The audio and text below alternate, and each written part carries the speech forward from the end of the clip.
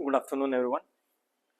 Today is actually 15th of March, but we would be discussing 14th of March important articles. The reason being, ये पहले भी हम लोग ने shoot किया था, लेकिन बहुत ज़्यादा बारिश के टाइम पे आउटेज हो गया, मतलब इलेक्ट्रिसिटी चली गई थी. So we had to reshoot it and we would be re-uploading it. The 5 articles that we will be discussing today. First is women political participation in India. हम इसमें ये भी देखेंगे कि हिस्टोरिकली कैसे इवॉल्व होते आया है. 74th 73rd अमेंडमेंट, फिर जो 2023 का बिल है उसको हम समझेंगे. फिर we would be studying physical health index जो रिलीज हुआ है अभी. फिर प्रीलिम्स के पर्सपेक्टिव से एक जोहा राइस है जिसको जीआई टैग मिला है. The fourth one is a good news from telemedicine domain. We would be discussing Center for Development of Telematics, CDOT, and then since Iran Israel जो क्राइसिस चल रहा है, अमेरिका जिसमें इन्वॉल्व है, उसको इसकी सिवियरिटी को देखते हुए it's high time that we discuss UNSC, United nation security council के बारे में भी इंपॉर्टेंट आर्टिकल है, तो हम उसको प्रीलिम्स के पर्सपेक्टिव से उसको quickly will deal with it. So before we proceed further, there's just a reminder about the foundation batch of CSAP. ये यूपीएससी एंड एपीएससी दोनों के लिए है ये फाउंडेशन बैच. इसमें ऑनलाइन एंड ऑफलाइन दोनों मोड में लेक्चर्स होंगे. हाइब्रिड सिस्टम आप इसको कह सकते हैं. जैन का जो बैच है वो 27 जनवरी को स्टार्ट हो गया. मार्च का अभी स्टार्ट होगा. इसका टैगलाइन ही जीरो टू हीरो है, मतलब those who are working professional, जिनको ड्रीम्स है, एस्पिरेशंस है सीएस एपीएस से क्लियर करने के, यूपीएससी के लिए प्रिपेयर करने के, उनके लिए बेटर सूटेड है क्योंकि ये 4 डिफरेंट स्लॉट्स में अवेलेबल है. You can choose as per your convenience. Further details you can contact on the number mentioned on your screen. This is regarding Prefit initiative. ये एक MCQ का 15,000 MCQs का एक इकोसिस्टम बनाया है, जिसमें if you prepare through this you will be able to attempt और qualify with high probability the examinations like UPSC, APSC, CAPF, ACIO and all other examination which involved the preparation for GS studies. इसमें 3000 plus MCQs YouTube live पर regularly daily basis पर discuss किया जाता है. उसके अलावा there are 12,000 MCQs जो test format में है, 120 टेस्ट के फॉर्मेट में. ये साइंटिफिकली बैक्ड जो अप्रोच है, incremental exposure to the difficulty, उसके बेसिस पर बनाया गया. इसमें 30 इजी टेस्ट है, 30 मॉडरेट है एंड 30 जो है वो डिफिकल्ट टेस्ट है. ये जो 30 जो टेस्ट दिए गए, उसके बाद आते हैं 10 full length test, multiple probable difficulty level scenario को इमेजिन करके. देन देयर आर 10 CSAT का full length test and there are 10 test simulation of previous year questions.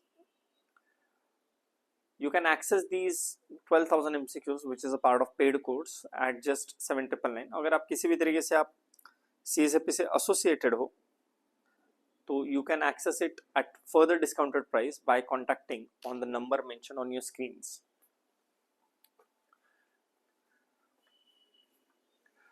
ये जो अभी हम CNA डिस्कस करने वाला है, इसकी PDF या प्रीफिट की PDF जो है वो, या कोई भी और इन्फोग्राफिक्स जो है वो CSAP के ऐप के ऊपर अवेलेबल है and you can access it by scanning these QR codes. ये जो प्रीफिट में हम लोग जो कोर सब्जेक्ट का डिस्कशन होता है, उसको सप्लीमेंट करने के लिए यू कैन यूज CNA, क्योंकि इसमें हर रोज हम 10 MCQs को डिस्कस करते हैं from current background. Let's get started. First article is regarding women's political participation in India. What does it mean? It refers to the involvement of females or women in political process. इसमें election में voting करना भी है, इसमें जो political campaigns होते हैं, प्रचार सभा जो होती है, रैलीज जो होती है, उसमें पार्टिसिपेट करना भी है, खुद इलेक्शन लड़ना भी है और जीत कर अपने लेजिस्लेटिव बॉडी में या लोकल बॉडी में लोगों को रिप्रेजेंट करना भी है. All this comes under the idea और the domain of political participation. कुछ फैक्ट्स देखते हैं. 1967 में 11% का जेंडर गैप था और 2024 की इलेक्शन आते आते ये एज गुड एज गायब हो गया. लोकसभा में आज की तारीख में अभी जो करंट लोकसभा है उसमें लगभग 75 फीमेल एमपीज है. मतलब टोटल एग्जैक्ट नंबर 74 है बट लगभग 13.6% फीमेल मेंबर ऑफ पार्लियामेंट है. 2024 की इलेक्शन में लगभग 800 विमेन ने पार्टिसिपेट किया था लोकसभा के लिए. विमेन का जो सक्सेस रेट है वो 9% है compare to 6% for men. So if women participate the probability of their winning is higher. और लोकल गवर्नेंस की अगर बात करेंगे, पंचायती राज इंस्टीट्यूशन जो है पीआरआईज, लगभग 14 लाख विमेन रिप्रेजेंटेटिव है जो पंचायती राज इंस्टीट्यूशन में चुनकर आए हुए हैं. 14 lakh, 1.4 million. It's more than total political representation of women in entire Western Europe. Electoral participation में अगर आप देखते हो तो उनका जो वोटर टर्नआउट है वो इट हैज बिकम इक्वल और more than main in many states. उनका कैंपेन पार्टिसिपेशन में भी इंक्रीजिंग रोल दिखाई दे रहा है. जो पीआरआईज है उसमें 33% रिजर्वेशन देना has in fact added to the leadership role at grassroots levels. Probably the very important aspect is women are now voting independently of their family influence. पहले women का voting pattern जो था वो family decide करती थी किसको vote करना है किसको नहीं करना है. But recent development suggest that उनका जो behavior है voting का that has become independent of what their family influences or says. जो अब तक गवर्नमेंट ऑफ इंडिया ने जो मेजर इनिशिएटिव लिया है उनको समझते हैं. नारी शक्ति वंदन अधिनियम 2023 का ये एक्ट है जिसके बाद विमेन के लिए लोकसभा और स्टेट लेजिस्लेटिव असेंबलीज में 33% रिजर्वेशन दिया गया है. ये अभी लागू होना है, नेक्स्ट इलेक्शन साइकिल से लागू होगा. 73rd and 74th constitutional amendment act हम सब पॉलिटी में इसको पढ़ते हैं. ये पीआरआईएस के बारे में है, urban and rural local government, जिसमें पंचायत में 33% रिजर्वेशन विमेन को दे दिया.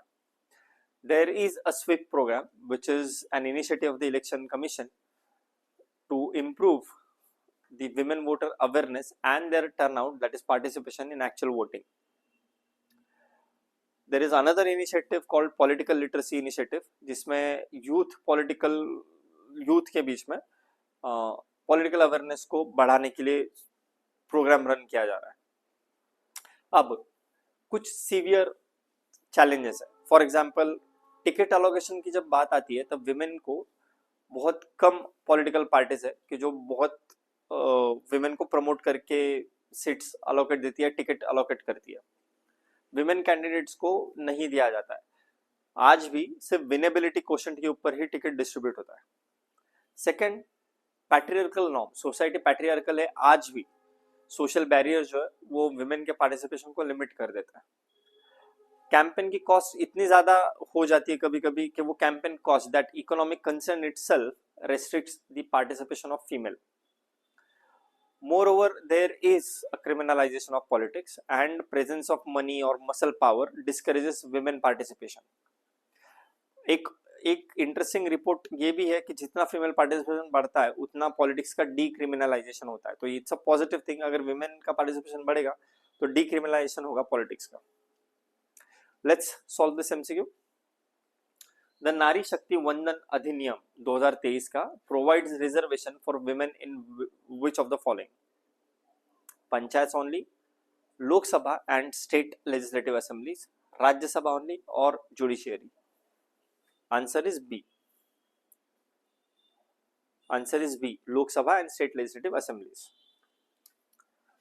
Which constitutional amendment mandated reservation for women in Panchayati Raj institution? It is 33% in PRIS, that is 73rd and 74th amendments. 73rd and 74th है. Let's move on to the next article. The next article is regarding fiscal health index. अब ये होता क्या है? Fiscal health index का मतलब क्या है? ये एक फ्रेमवर्क है जो नीति आयोग ने डेवलप किया है. इसका मोटिव है कि जो इंडिया के जो स्टेट्स है, डिफरेंट महाराष्ट्र हो, उड़ीसा हो, तमिलनाडु हो, ये सारे स्टेट्स जो है वो फिस्कल प्रूडेंस पे, फिस्कल साइड पर कैसे परफॉर्म कर रहे हैं उसको इवैल्यूएट करना, उसको जज करना. इससे रेवेन्यू कैपेसिटी कितना है, फिस्कल स्टेबिलिटी क्या है, कितना स्टेट के ऊपर डेट बर्डन है, एक्सपेंडिचर क्वालिटी स्टेट्स का क्या है, इसको असेस करना. ये है पर्पस. किसने डिसाइड किया, किसने डिजाइन किया इस फ्रेमवर्क को? तो नीति आयोग ने. ये 2026 में सेकेंड एडिशन रिलीज हुआ है 2023-24 के बिहेवियर को असेस करने के लिए. अब इसमें 5 इंडिकेटर यूज किए गए. पहला इंडिकेटर है क्वालिटी ऑफ एक्सपेंडिचर, जिसमें डेवलपमेंट और कैपिटल स्पेंडिंग का शेयर कितना है टोटल एक्सपेंडिचर में, उसको कैलकुलेट करते हैं. सेकेंड पिलर जो है वो रेवेन्यू मोबिलाइजेशन, मतलब ये जो रेवेन्यू रिसिप्ट होती है स्टेट गवर्नमेंट की, उनका सोर्स क्या है, what is their capacity to generate their own tax and non tax revenue. Non tax revenues में फीस आता है, डिफरेंट मतलब सर्विस प्रोवाइड करते हैं उसके चार्जेस आता है. थर्ड जो है that is fiscal prudence, that means how that state has performed in terms of direct deficit management and how their performance has been on the compliance on fiscal responsibility and budget management act of 2003. क्योंकि इनके Singh committee जो थी उन्होंने 2017 में review किया था और उन्होंने और लिमिटेशंस डाले थे, तो उस पर कैसे परफॉर्म किया है. फोर्थ पिलर जो है वो है लेवल ऑफ आउटस्टैंडिंग लायबिलिटीज, मतलब अभी जो उनकी स्टेट गवर्नमेंट की लायबिलिटीज है, कर्जा है, उसको इवेल्युएट करना, कितना है, कितना वो बेटर परफॉर्म कर रहा है. And the last one is the sustainability of the debt, what is their ability to fulfil the requirement of repaying their debt, how are they going to service that debt in long term. अब data ये बता रहा है कि सबसे बढ़िया जिसने perform किया है वो है ओडिशा. सरप्राइजिंगली ओडिशा बहुत ज्यादा ब्यूरोक्रेटिक स्टेट है and it has performed exceptionally well. Second rank पे है गोवा, थर्ड पे है Jharkhand, and Gujarat and Maharashtra which are huge states are respected on the rank of 4th and 5th. जो सबसे बुरे परफॉर्म कर रहा है उसमें पंजाब, आंध्र प्रदेश, वेस्ट बंगाल, केरला ये आता है.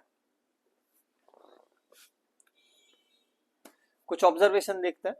अब एक्सपेंशन ऑफ कवरेज हुआ है, north eastern states and Himalayan states को भी इंक्लूड कर लिया गया. फर्स्ट एडिशन में वो नहीं था. फोकस जो है वो कैपिटल एक्सपेंडिचर पे रखा है, मतलब जो many states there are in report suggest, जो there are many states who have increased their spending on the social sector as well as infrastructure development. Punjab, Kerala, West Bengal जैसे जो स्टेट्स है उनके ऊपर फिस्कल स्ट्रेस बढ़ते ही जा रहा है. They are facing very high debt problems and deficit. Largely macro importance, मतलब जो स्टेट के जो फाइनेंसेस है वो लगभग इंडिया का जो ओवरऑल डेट है उसका लगभग 1/3 पार्टिसिपेट करता है, मतलब लगभग 1/3 हिस्सा गवर्नमेंट के ऊपर जो डेट है वो स्टेट गवर्नमेंट का है.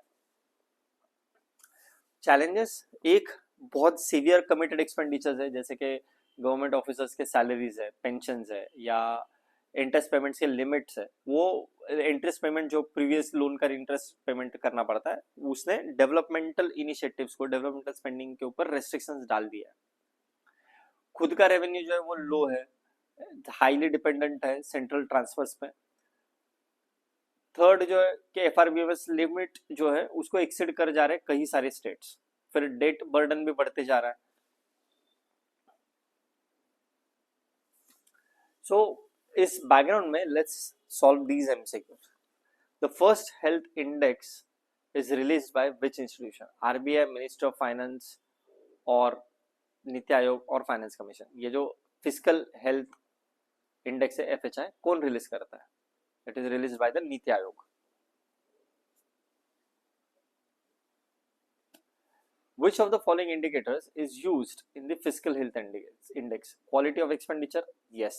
Revenue mobilization? Yes. And debt sustainability? Yes. So all three of them are utilized. So answer is D. Let's jump on the third article. इसको हम quickly करेंगे क्योंकि ये prelims के perspective से है. इसका सिर्फ अगर आपको थोड़ा information है तो that would suffice. इसको बहुत डेप्थ में आपको नहीं पढ़ना है.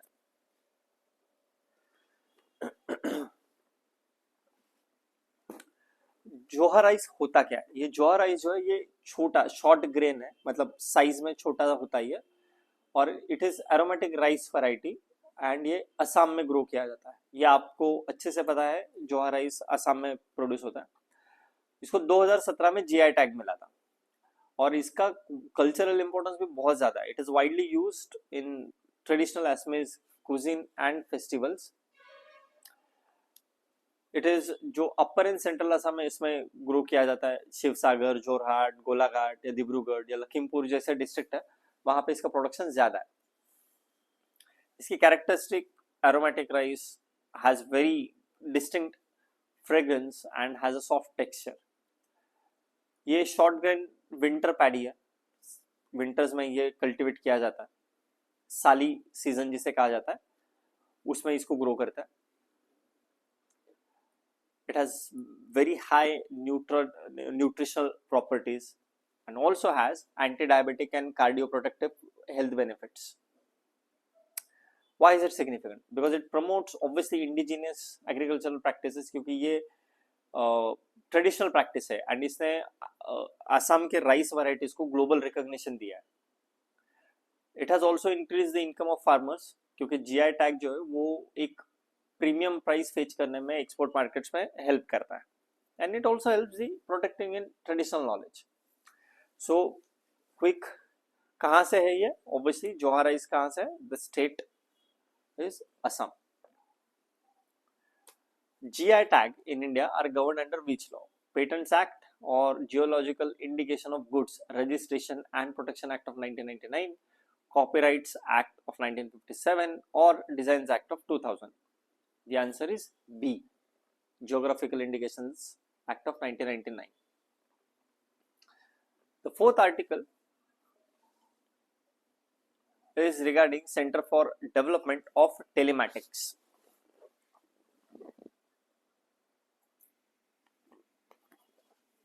C-DOT जो है, that is Center for Development of Telematics, ये इंडिया का एक premier research and development organisation है. ये टेलीकॉम डिपार्टमेंट और टेलीकॉम डोमेन में काम करता है. ये DOT जो है, ministry of communication, department of telecommunication, उसके अंडर ये फंक्शन करता है. ये बहुत इंपॉर्टेंट प्रीमियर इंस्टीट्यूट है. हम एक दो इंस्टीट्यूट जो क्रिटिकली इंपॉर्टेंट है इंडिया के लिए भी, उनको एक इंडिया के लिए और एक वर्ल्ड के लिए ऐसे हम सीएनए में एक दो डिस्कस करते रहेंगे, क्योंकि इंस्टीट्यूशन से भी क्वेश्चंस आते हैं. So let's move on. ये है इसका एस्टैब्लिशमेंट हुआ था 1984 में, 1984 अगस्त में, and it is registered under societies registration act of 1860. ये एक पब्लिक फंडेड रिसर्च इंस्टीट्यूशन है, मतलब इसको रिकॉग्निशन मिला DSIR से. DSIR से रिकॉग्निशन मिलने से आपके फंडिंग, आपका fund channelisation, utilisation of experts in domain of R&D easy हो जाता है. फंक्शंस इसके हैं जो टेलीकॉम टेक्नोलॉजी है उसको डेवलप करते हैं. ऑप्टिकल कम्युनिकेशन हो या जो स्विचिंग सिस्टम्स होती है या जो साइबर सिक्योरिटी या वायरलेस नेटवर्क है, इसमें रिसर्च एंड डेवलपमेंट करते रहना. ये रूरल कनेक्टिविटी पर भी एम्फेसिस करता है. ये टेक्नोलॉजी ट्रांसफर के ऊपर भी एम्फेसिस करता है. अगर इन्होंने कोई टेक्नोलॉजी इनोवेट की है तो वो प्राइवेट मैन्युफैक्चरर्स को, इंडियन मैन्युफैक्चरर्स को भी वो ट्रांसफर करता है. अभी it's working on the next generation technology, मतलब अभी करंटली वो 5G पे भी काम कर रहा है, AI ड्रिवन टेलीकॉम सॉल्यूशंस पे भी काम कर रहा है, इंटरनेट ऑफ थिंग्स पे भी काम कर रहा है, एंड डिजिटल नेटवर्क्स पर भी काम कर रहा है. तो नेशनल प्रोग्राम्स जैसे कि भारत नेट है, जो इंडिया के सारे विलेजेस को ऑप्टिकल फाइबर इंटरनेट कनेक्टिविटी से कनेक्ट करना है, या स्मार्ट सिटीज है, या मेक इन इंडिया है, डिजिटल इंडिया है, इन सब में ये क्रिटिकल रोल प्ले करता है। इसका सिग्निफिकेंस इसलिए है क्योंकि it brings self reliance in technology domain, indigenous technologies को वो प्रमोट करता है। इसने रूरल टेलीकॉम नेटवर्क ग्रोथ जो एक्सपांशन था, उसमें क्रिटिकल रोल प्ले किया है। Also next generation telecom system, digital infrastructure, इसको सपोर्ट करता है, इसके डेवलपमेंट में की रोल प्ले करता है। Since we have understood the role of this department of this institution, the Center for Development of Telematics, let's solve this MCQ. It functions under which ministry? Ministry of Electronics and Information Technology, Ministry of Communication, Ministry of SNT and or Ministry of Information and Broadcasting. आप चारों, अभी आपको immediately answer आ जाएगा ministry of communication, but exam में आप चारों के बीच में कंफ्यूज हो सकते हो because it works on development of telematics. Answer ministry of communication. C DOT कब एस्टेब्लिश हुआ था? 1984 में। ये फाइनल आर्टिकल है, united nation security council. GS में हम इसको कई बार पढ़ते हैं, अभी इसका ज्यादा रिलेवेंस इसलिए क्योंकि इजराइल इराक कॉन्फ्लिक्ट में पूरी दुनिया देख रही है यूएनएससी की तरफ कि वो क्या एक्शन लेते, कुछ करेंगे या नहीं करेंगे। ये यूएन बॉडी है यूएनएससी, जिसका रिस्पॉन्सिबिलिटी है इंटरनेशनल पीस एंड सिक्योरिटी को मेंटेन करना। It can issue binding resolutions that all United Nations members have to follow. They cannot run away from it. 1945 में अंडर यूएन चार्टर इसको establish किया गया था और इसका न्यूयॉर्क यूएसए में हेडक्वार्टर्स है यूएनएससी का। इसका कंपोजिशन टोटल 15 मेंबर होते हैं, उसमें से 5 जो है वो परमानेंट मेंबर होते हैं एंड 10 जो है वो नॉन परमानेंट मेंबर होता है, इनका 2 साल का टेन्योर होता है। जो 5 परमानेंट मेंबर है उनको P5 कहते हैं।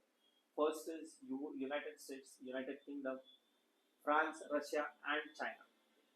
चाइना को चलो इंडिया का सीट दिया गया था, बट एनीवेज टू नोट यहाँ पर कनाडा, ऑस्ट्रेलिया, जर्मनी, इटली ऐसे देश नहीं है।